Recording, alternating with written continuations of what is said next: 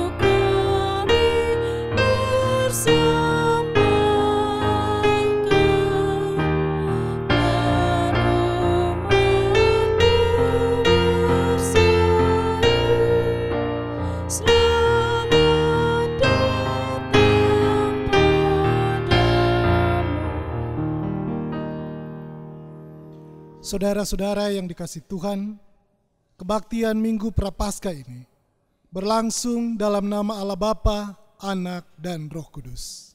Amin. Damai sejahtera dari Allah beserta saudara sekalian. Dan beserta saudara juga.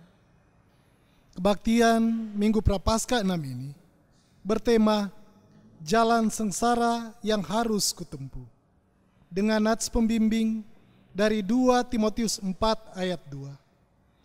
Beritakanlah firman, siap sedialah, baik atau tidak baik waktunya. Nyatakanlah apa yang salah, tegurlah dan nasihatilah dengan segala kesabaran dan pengajaran. Berserapan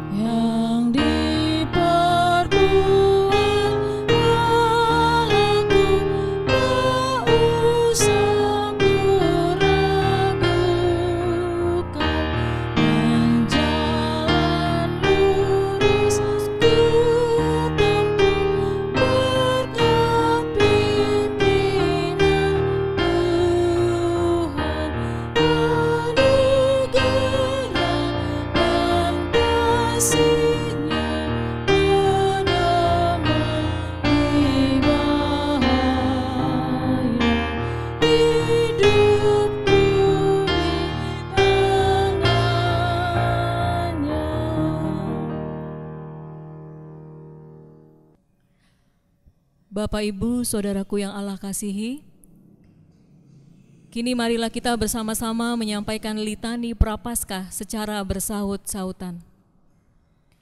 Bersorak-soraklah dengan nyaring, hai Putri Sion. Bersorak-soraklah, hai Putri Yerusalem. Lihat, Rajamu datang kepadamu. Ia adil dan kaya. Ia lemah lembut dan mengendarai seekor keledai. Seekor keledai beban mudah. Hosana, diberkatilah dia yang datang di dalam nama Tuhan. Hosana di tempat yang maha tinggi. Kini kita masuk ke dalam pengakuan dosa. Saudara-saudaraku yang Allah kasihi, tidak ada seorang pun di antara kita yang benar dan tidak berdosa. Sebagai orang berdosa, kita telah kehilangan kemuliaan di hadapan Allah. Karena itu, marilah kita mengaku dosa di hadapan Allah yang Maha Kudus. Kita akan mengawalnya dengan pengakuan dosa secara pribadi dalam saat teduh. Kita bersaat teduh.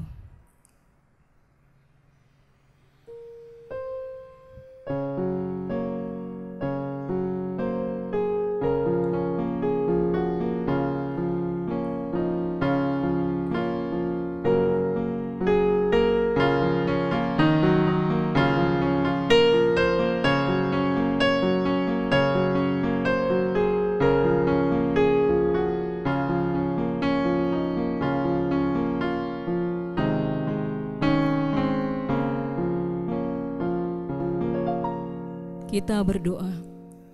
Ya Tuhan, karena dosa dan kesalahan kami, Engkau telah disesah, disiksa, dan dianiaya. Kami menyadari atas apa yang telah kami lakukan. Karena itu kami memohon, kasihanilah dan ampunilah dosa-dosa kami. Amin.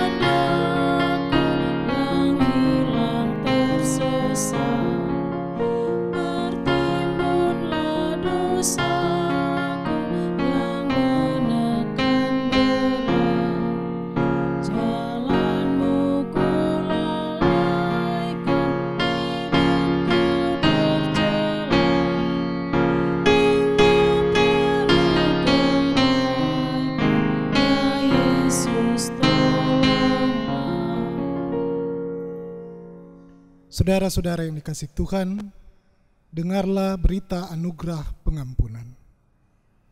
Anugerah pengampunan diberitakan bagi kita, sebagaimana tertulis dalam Yohanes 3 ayat 16. Karena begitu besar kasih Allah akan dunia ini, sehingga Ia telah mengaruniakan anaknya yang tunggal, supaya setiap orang yang percaya kepadanya tidak binasa, melainkan beroleh hidup yang kekal. Demikianlah berita anugerah pengampunan bagi kita. Kini kita akan memasuki pemberitaan firman. Mari terlebih dahulu kita memohon pertolongan Tuhan. Kita berdoa. Terima kasih Tuhan untuk kesempatan yang Tuhan anugerahkan bagi kami, baik pribadi maupun bersama dengan anggota keluarga untuk mendengarkan firman Tuhan. Kami meyakini firman-Mu akan menuntun kami untuk hidup dalam kasih, keadilan, dan kebenaran.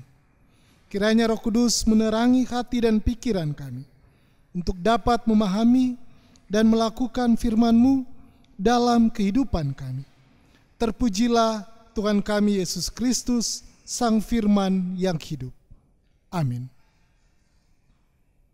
Pembacaan Alkitab dari Matius 21 ayat 1 sampai 11. Saya akan bacakan bagi kita.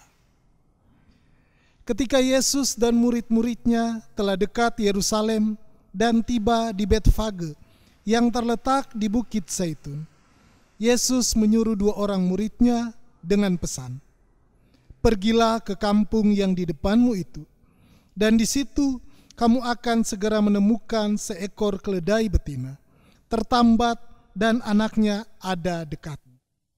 Lepaskanlah keledai itu dan bawalah keduanya kepadaku. Dan jikalau ada orang menegur kamu, katakanlah, Tuhan memerlukannya. Ia akan segera mengembalikannya." Hal itu terjadi supaya genaplah firman yang disampaikan oleh Nabi. "Katakanlah kepada putri Sion, lihat, rajamu datang kepadamu, ia lemah lembut dan mengendarai seekor keledai beban yang muda." Maka pergilah murid-murid itu dan berbuat seperti yang ditugaskan Yesus kepada mereka. Mereka membawa keledai betina itu bersama anaknya, lalu mengalasinya dengan pakaian mereka, dan Yesus pun naik ke atasnya. Orang banyak yang sangat besar jumlahnya menghamparkan pakai ranting-ranting dari pohon-pohon dan menyebarkannya di jalan. Dan orang banyak yang berjalan di depan Yesus dan yang mengikutinya dari belakang berseru, katanya, "Hosiana bagi anak Daud. Diberkatilah dia yang datang dalam nama Tuhan. Hosiana di tempat yang maha tinggi." Dan ketika ia masuk ke Yerusalem, gemparlah seluruh kota itu, dan orang berkata, "Siapakah orang ini?" Dan orang banyak itu menyahut, "Inilah Nabi Yesus dari Nazaret di Galilea." Demikianlah firman Tuhan.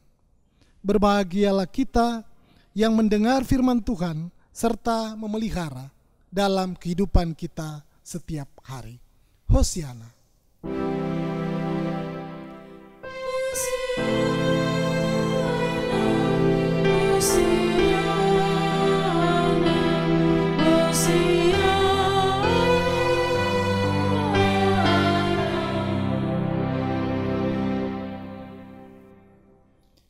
Saudara-saudara yang dikasihi Tuhan, dari berbagai profesi yang diinginkan, banyak orang di antaranya mengharapkan menjadi dokter dan perawat. Beberapa alasannya adalah dokter dan perawat adalah profesi yang mulia, bergengsi, dan mapan secara finansial.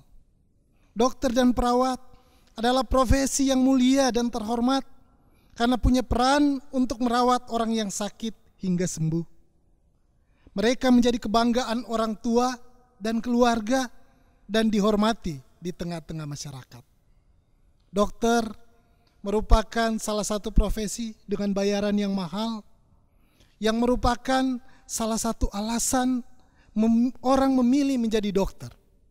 Demikian juga dengan perawat, dihargai dengan gaji yang cukup tinggi, apalagi bagi mereka yang memiliki keahlian khusus. Namun, beberapa minggu belakangan ini, profesi dokter dan perawat menjadi profesi yang beresiko tinggi dan dijauhi oleh masyarakat. Mengapa? Karena mereka lah garda terdepan atau berhadapan langsung dengan penanganan virus corona COVID-19 yang sangat mudah menular. Mereka berpotensi tertular. Itulah sebabnya saat bekerja mereka harus menggunakan berlapis-lapis baju pelindung yang sangat berat, panas, dan dalam jangka waktu yang lama. Akibatnya bukan hanya bagi mereka, tapi juga bagi keluarga dan masyarakat. Mereka tidak bisa sembarang bersentuhan dengan anggota keluarga. Bahkan ada dokter dan perawat yang memilih sementara tinggal terpisah dengan anggota keluarga lain. Belum lagi dengan minimnya alat pelindung diri atau APD, seperti sarung tangan, masker, kacamata, baju pelindung, bahkan saking minimnya ada dokter dan perawat yang menggunakan jas hujan sebagai pengganti baju pelindung. Dan resiko yang terburuk adalah meninggalnya beberapa dokter dan perawat karena tertular virus corona COVID-19. Dengan resiko pekerjaan yang sangat berat dan beresiko ini, bisa saja dokter dan perawat menolak untuk menjalankan profesi mereka. Berhenti dulu, kalau keadaan sudah membaik baru bekerja lagi. Namun kita perlu mengapresiasi dan berbangga karena mereka bersedia menjalankan tugas mulia mereka, merawat yang sakit dan berjuang menyelamatkan nyawa manusia. Mereka berani menempuh jalan sengsara dan mereka tidak mundur. Bapak Ibu Saudara, berani menempuh jalan sengsara telah lebih dulu ditunjukkan oleh Yesus ketika memasuki Yerusalem, yang hari ini kita peringati sebagai Minggu Palmarum.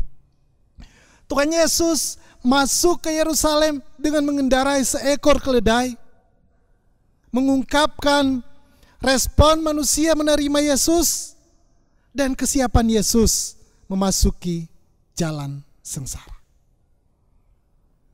Ayat 9 memperlihatkan sambutan yang begitu luar biasa, dan orang banyak berjalan di depan Yesus, dan yang mengikutinya dari belakang berseru katanya, Hosiana bagi anak Daud, diberkatilah dia yang datang dalam nama Tuhan, Hosiana di tempat yang maha tinggi. Hal ini terjadi karena mereka yakin bahwa Yesus yang mereka sambut dan ikuti adalah seorang raja, sesuai dengan apa yang telah dibuatkan pada mereka. Padahal gambaran orang-orang ini tentang Yesus sebagai raja salah. Yesus tidak datang seperti raja yang menunggang kuda gagah, yang menunjukkan kekuatan dan kemegahan. Sebaliknya, Yesus datang menunggang keledai, melambangkan kelemah lembutan dan damai. Dan sambutan yang meriah tidak berlangsung lama, karena setelah mereka tahu Yesus tidak seperti gambaran mereka sebagai raja, kemudian Yesus diolok-olok, dihina, dicaci, dan dimaki. Orang banyak yang semula mengeluh-elukan Yesus berubah menjadi menuntut supaya ia disalib. Mereka memperlakukan Yesus sebagai penjahat. Mereka menolak Yesus. Bapak Ibu Saudara, Yesus tahu bahwa masuknya Yesus ke Yerusalem menjadi awal dari jalan sengsara yang akan segera Yesus hadapi. Namun Yesus siap untuk menempuh jalan sengsara itu, sebab di Yerusalemlah Yesus akan ditangkap, disiksa, dihina, disalibkan, dan mati. Sambutan meriah yang Yesus terima dari orang banyak ketika ia memasuki Yerusalem akan segera berubah drastis menjadi penolakan yang luar biasa terhadap dirinya. Bahkan akan berujung pada penderitaan dan kematiannya di kayu salib. Namun Yesus tidak mundur karena penolakan dan ancaman penderitaan serta kematian yang akan dihadapinya. Padahal kecenderungan manusia adalah memilih jalan yang mudah, jalan yang menyenangkan dan aman. Mengapa Yesus rela menempuh jalan sengsara? Karena kasih. Yohanes 3 ayat 16. Karena begitu besar kasih Allah akan dunia ini, sehingga ia telah mengaruniakan anaknya yang tunggal, supaya setiap orang yang percaya kepadanya tidak binasa, melainkan beroleh hidup yang kekal. Yesus begitu mengasihi manusia berdosa dan rela berkorban agar manusia selamat. Kasih-Nya yang begitu besar membuat Yesus taat terhadap kehendak Bapa untuk berkorban bagi keselamatan manusia. Kesiapan Yesus memasuki jalan sengsara membawa perubahan drastis bagi manusia yang sebelumnya penuh dosa dan akan berakhir pada kebinasaan kekal, berubah menjadi manusia yang ditebus dan mendapatkan keselamatan. Saudara-saudara yang dikasihi Tuhan, saat ini kita bersama sedang menjalani kehidupan yang sulit. Bukan hanya Indonesia, tapi juga bangsa-bangsa lain yang meliputi ekonomi. Pandemi virus corona COVID-19 membuat perusahaan-perusahaan mengurangi atau bahkan menghentikan kegiatan usaha. Akibat karyawan banyak yang dipotong gaji atau dirumahkan. Usaha tidak berjalan dengan baik karena orang menjadi lebih banyak diam di rumah. Sosial, kita biasanya suka berkumpul dengan orang lain dalam berbagai kegiatan. Misalnya arisan, kumpulan, pesta, dan lain sebagainya. Tiba-tiba harus menjauhkan diri untuk menghentikan virus corona COVID-19. Spiritual, rasanya belum pernah hari-hari besar agama tidak dilaksanakan di rumah ibadah. Tapi kenyataannya itu yang terjadi tahun ini. Imlek, Isra Miraj, Nyepi, Jumat Agung, Paskah, dan lain-lain. Semua agama merasakan kebersamaan ibadah tatap muka secara langsung di rumah ibadah tidak dapat dilaksanakan. Bagi kita, warga gereja, kita juga tidak bisa beribadah bersama di gereja dalam ibadah Jumat Agung, Paskah, bahkan tidak bisa melakukan perjamuan kudus saat Jumat Agung. Tentu saja situasi saat ini membuat kita sedih dan menderita. Pertanyaannya, bagaimana respon kita menghadapi situasi ini? Yang pertama, bisa saja kita cuek, seolah-olah keadaan ini tidak ada. Kita melakukan semua kegiatan kita di luar rumah sebagaimana biasa. Sikap ini kelihatan menyenangkan, namun jangka panjangnya justru akan membawa penderitaan. Yang kedua, sikap yang benar adalah menjalani dengan sabar situasi sulit ini dengan landasan kasih.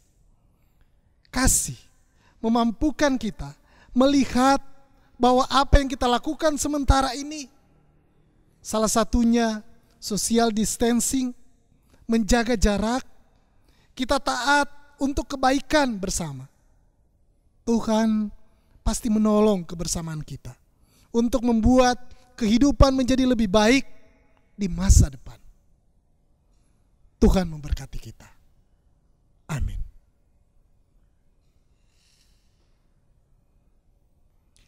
Marilah kita mengucapkan pengakuan iman kita bersama berdasarkan pengakuan iman rasuli. Aku percaya kepada Allah Bapa yang Maha Kuasa, Khalik langit dan bumi, dan kepada Yesus Kristus anaknya yang tunggal Tuhan kita, yang dikandung daripada Roh Kudus, lahir dari anak darah Maria, yang menderita di bawah pemerintahan Pontius Pilatus, disalibkan, mati dan dikuburkan, turun ke dalam kerajaan maut. Pada hari yang ketiga, bangkit pula dari antara orang mati, naik ke sorga, duduk di sebelah kanan Allah, Bapa yang Maha Kuasa, dan akan datang dari sana untuk menghakimi orang yang hidup dan yang mati. Aku percaya kepada Roh Kudus, gereja yang kudus dan am, persekutuan orang kudus, pengampunan dosa, kebangkitan daging, dan hidup yang kekal. Amin. Mari kita kembali merendahkan hati kita. Kita bersama-sama mendoakan pokok-pokok syafaat kita yang akan diakhiri dengan doa Bapa kami. Mari kita berdoa. Tidak mudah bagi kami menghadapi situasi sulit karena pandemi virus corona COVID-19 yang berimbas pada kesulitan di bidang ekonomi, sosial, dan juga spiritual, dan yang belum pasti kapan akan berakhir. Untuk itu, kami datang merendahkan dan menyatukan hati kami, memohon Tuhan menolong kami bersama-sama menghadapi dan melewati situasi ini. Kami mempunyai tanggung jawab dan peran masing-masing. Tuhan tolong dan mampukan kami bersama-sama, pribadi, keluarga, dan sebagai bangsa menghadapinya. Tidak mudah untuk menjalankan tanggung jawab sebagai dokter, perawat, tenaga medis, dan semua pihak yang ada di garda terdepan penanganan virus corona COVID-19. Tuhan kiranya memberikan kekuatan, kesehatan, dan sukacita menjalani tugas berat dan mulia ini. Tuhan menolong keluarga mereka masing-masing. Sakit dan isolasi yang harus dijalankan baik di rumah sakit atau di rumah karena virus corona COVID-19 saat ini menjadi sangat berat, bukan saja untuk usaha kesembuhan, tapi karena keluarga tidak bisa mendampingi secara langsung. Tuhan tolong, pulihkan, dan mampukan kami menghadapinya dengan kekuatan dan sukacita dari Tuhan. Bagi keluarga-keluarga yang kehilangan anggota keluarga karena virus COVID-19, Tuhan kiranya memberikan kekuatan dan penghiburan. Kami berdoa untuk keluarga-keluarga anggota jemaat, GKP Rangkas Bitung maupun pos pelayanan Maja dan pos pelayanan Teluk Lada. Kiranya situasi sulit ini tidak merampas sukacita kami. Sebaliknya, hubungan di antara anggota keluarga semakin erat. Tuhan cukupkan kebutuhan kami setiap hari. Bahkan kami bersyukur masih bisa beribadah bersama sekalipun melalui media digital. Kami berdoa untuk jemaat yang sakit, yang sedang bergumul. Tuhan kiranya memberikan pemulihan dan memampukan kami menghadapi dan melewati segala pergumulan kami. Kami bersuka cita bersama dengan anggota jemaat yang Tuhan berkati dengan pertambahan usia. Kami mau mensyukuri usia yang Tuhan karuniakan ini dengan hidup seturut kehendak-Mu. Inilah doa kami yang kami bawa dan alaskan di dalam nama Yesus Kristus yang sudah mengajar kami berdoa. Bapa kami yang di sorga, dikuduskanlah nama-Mu, datanglah kerajaan-Mu, jadilah kehendak-Mu di bumi seperti di sorga. Berikanlah kami pada hari ini makanan kami yang secukupnya, dan ampunilah kami akan kesalahan kami, seperti kami mengampuni orang yang bersalah kepada kami. Dan janganlah membawa kami ke dalam pencobaan, tetapi lepaskanlah kami daripada yang jahat. Karena Engkau-lah yang empunya kerajaan dan kuasa dan kemuliaan sampai selama-lamanya. Amin. Marilah kita memberi persembahan syukur kita dan ingatlah firman Tuhan berkata, "Karena itu, saudara-saudara, demi kemurahan Allah, aku menasihati kamu, supaya kamu mempersembahkan tubuhmu sebagai persembahan yang hidup, yang kudus, dan yang berkenan kepada Allah. Itu adalah ibadahmu yang sejati." Roma 12 ayat 1. Sambil diiringi dengan nyanyian Kidung Jemaat 54, kita tak menyerahkan.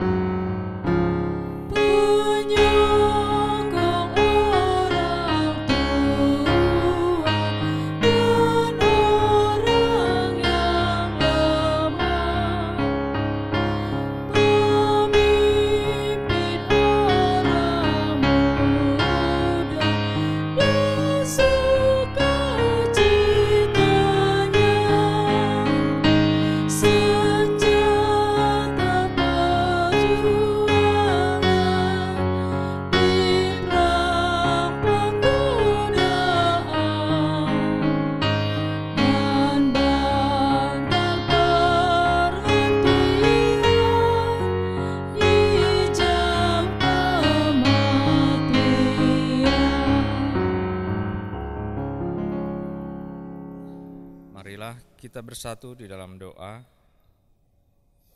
Allah Maha Baik, Engkau melimpahkan berkat dan anugerah dalam kehidupan kami setiap saat.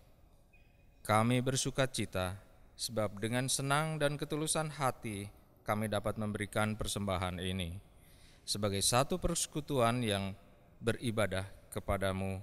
Kami muliakan Engkau melalui anak-Mu Yesus Kristus. Kami alami kasih dan pengampunan-Mu yang menyelamatkan. Kini kami menyerahkan persembahan ini dalam pemeliharaan-Mu, ya Bapa. Buatlah pekerjaan dan pelayanan gereja-Mu berkenan bagi-Mu dan menjadi berkat demi keadilan dan kesejahteraan sesama manusia. Dalam nama Tuhan Yesus, sumber hidup, kami berdoa. Amin. Saudara-saudara yang dikasihi Tuhan, jalanilah situasi yang sulit ini dengan iman, harap, dan kasih.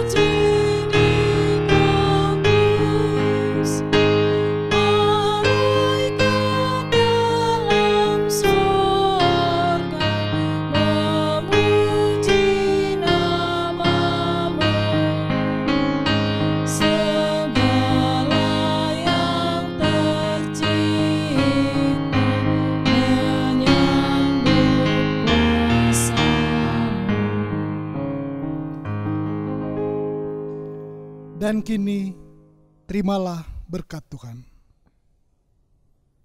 Kasih Allah Bapa dan kasih Tuhan kita Yesus Kristus, serta persekutuan dengan Roh Kudus, menyertai saudara-saudara dari saat ini sampai selama-lamanya. Amin.